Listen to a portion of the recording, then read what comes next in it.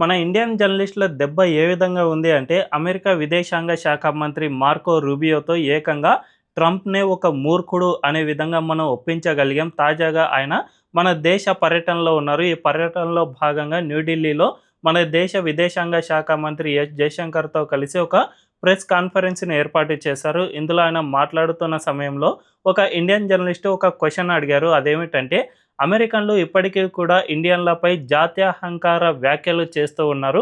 ఇటువంటి వ్యాఖ్యలపై మీ స్పందన ఏమిటి అని ప్రశ్నించగానే ఆయన దీన్ని పూర్తిగా ఖండించారు. ఇటువంటి జాత్యహంకార వ్యాఖ్యలు ఏ ఒక్కరు చేసిన తప్పే. ఇప్పుడు సోషల్ మీడియా యుగం కాబట్టి ప్రతి ఒక్కరు ఇలాంటి వ్యాఖ్యలు చేస్తూ ఉంటారు. వాళ్ళను మనం మూర్ఖులుగానే పరిగణించి వాళ్ళను అస్సలు పట్టించుకోవద్దు అనే విధంగా మార్కో రూబియో వ్యాఖ్యలు చేశారు. అయితే రీసెంట్‌గానే మన దేశంపై ఈ జాత్యహంకార వ్యాఖ్యలు ఏకంగా అమెరికా అధ్యక్షుడు డొనాల్డ్ ట్రంపే చేశాడు. భారత్, చైనాను ఉద్దేశించి ఈ 2 దేశాలు నరక కూపాలు అనే విధంగా ఆయన మరిన్ని వ్యాఖ్యలు సైతం చేశారు. దీన్ని బట్టి చూసుకుంటే ట్రంప్‌కు మన దేశం అండ్ చైనాపై ఎంత అహంకార పూరిత ధోరణి ఉందో అర్థం చేసుకోవచ్చు. సో దీన్ని బేస్ చేసుకునే మన ఇండియన్ జర్నలిస్ట్ ఈ క్వెషన్ అడిగారు.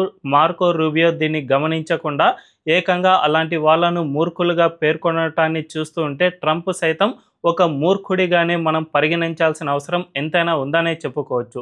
మరి ఈ విషయంపై మీ అభిప్రాయం ఏంటో కామెంట్ల రూపంలో తెలియజేయండి.